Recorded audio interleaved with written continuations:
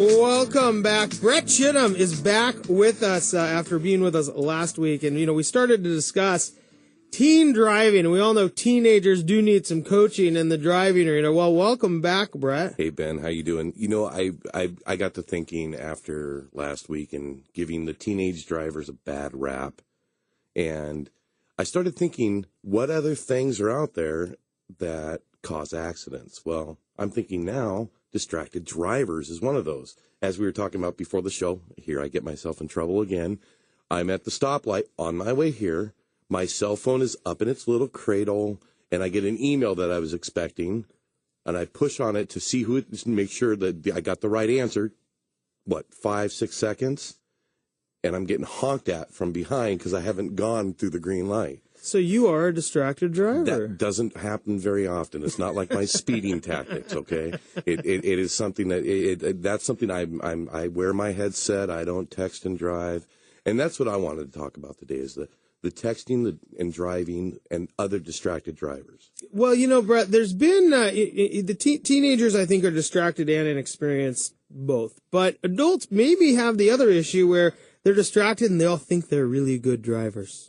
Yeah, it's we were talking about a master or a jack of all trades, but not a master at any of them. Right. Yeah, it's a scary thing to think that, I've been driving since I was 16, and I won't say how old I am now, and I think I'm pretty good. You think you're pretty good, right?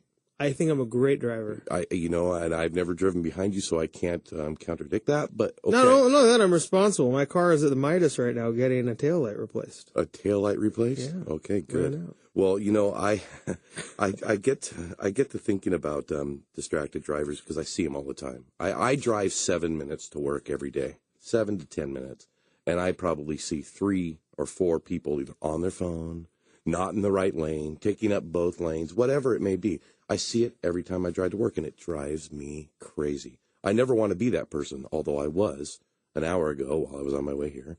And so, because, when you get to distracted drivers, let's talk about texting, because Allstate has a great program, and they call it X the Text.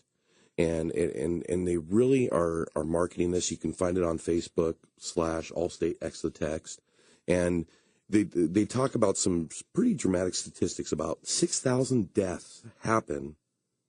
Actually, I'm trying to read my notes. Yeah, there's about 6,000 deaths and about 500,000 injuries caused by distracted drivers, usually texting, every year.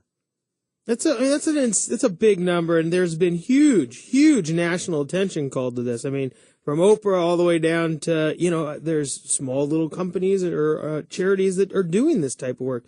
It's kind of the new drunk driving. Yeah, absolutely. Well, they say when you text, it takes about 5 seconds to look at a text or to operate your text.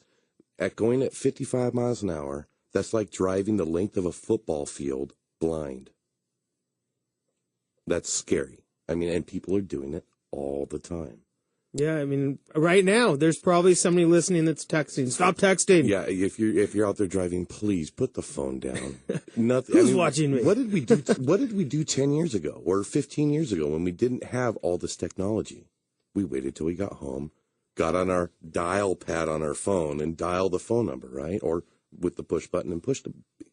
We waited. Right. Is it really that important? There's an incredible amount of urgency to get things done, and I think there's an element of people feel so busy because they make themselves so busy. Right. I mean, most emails can wait till you're out of your car. Absolutely. Most texts can wait till you're out of your car. Mm-hmm. Most phone calls can be done with hands-free. Absolutely. Or by turning on speakerphone. I mean, these are easy things. So talk a little bit more. I mean, when people start getting into this distracted driving zone, it's probably pretty habitual, right? I mean, you make it the first time, you get through the second time. Now you've texted and driven 1,000 times and nothing's happened, right? It's kind of like not getting caught and you keep doing the same thing over and over. It becomes an addiction.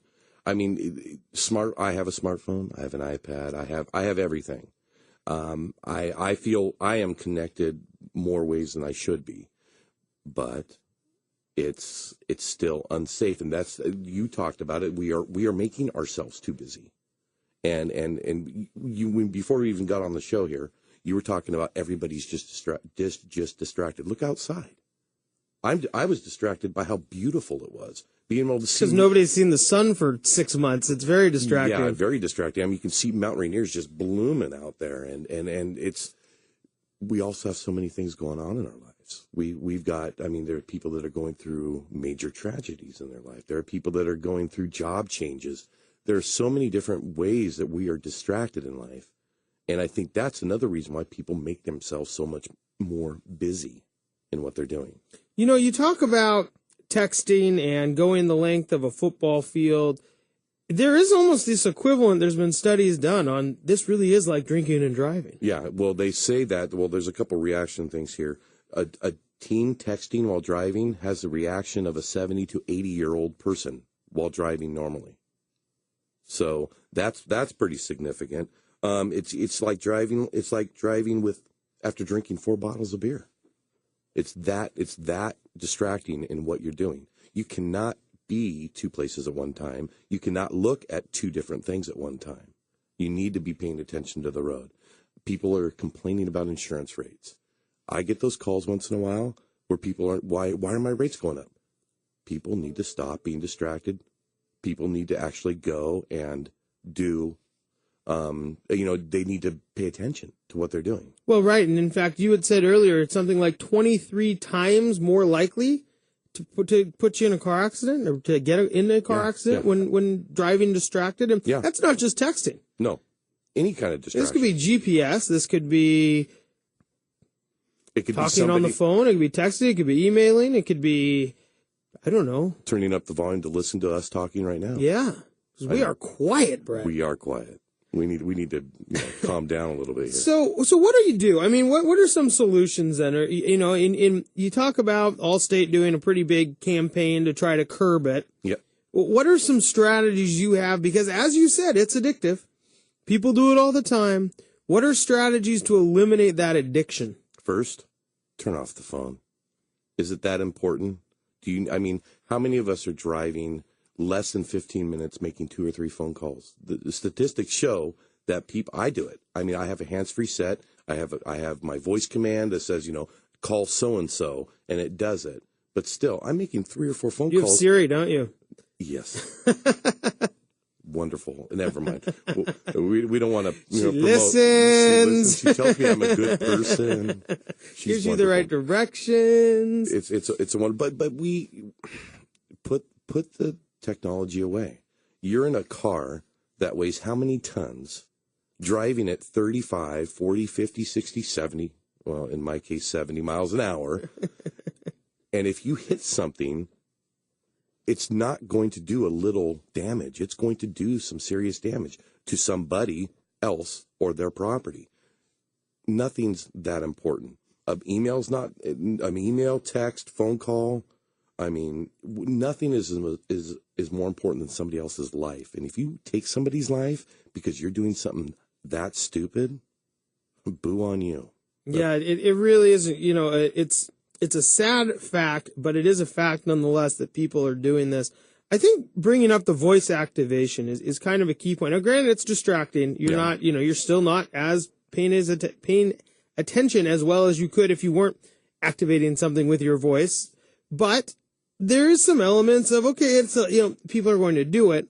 There's some safer ways in that, hands-free. That is one of them. Well, my hands-free Siri, she's not that great all the time because sometimes she brings up the wrong phone numbers, and I have to then push my phone, and then what am I? Distracted. Right. I mean, I can't look at 2 things at the same time. So you end up just nixing it, and that becomes the better way to go. Absolutely. People need to just stop, take a deep breath, relax, and just put it away. It's not that important. If you're driving 45 minutes to and from work, is it that important really? Make your phone calls before, check your emails before, check them when you get home. And, maybe use traffic as a place to decompress a little bit. Maybe that's the one place you don't have to be connected. Think about that. Stop and go traffic, the most relaxing place in your world, huh? It could be. Well, if they're listening to this radio station, absolutely. Well, in this show, absolutely. This is great information here. Yeah. Brett, we have to go to break. Again, we're here with Brett Chittum of the Chittum Agency. And Brett, I want to talk, just that one stat I think is so key.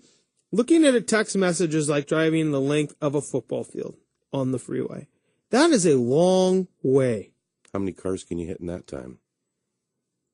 More than you should. Yeah. 20. Heather says 20. She's done the math. She just wrote it out, it looks like. She's sitting there doodling, getting to the numbers, using that University of Washington degree. Yeah. Brett, thanks so much for joining us. Certainly, if you're out there, don't text and drive. Be safe. And not only, hey, it could lower your insurance costs and possibly save somebody's life. Being safe on the road is a big piece of advice that I think is certainly sweeping the nation. But have you ever thought about how safe is your house to actually live in? There are tons of reasons that your house may be making you sick. Scott Appert's going to join us with BioHealthy Homes. We're going to discuss some of those things that are making people sick in their own houses. My name is Ben Brash, and that's Brett Chittum. We'll be right back after these breaks.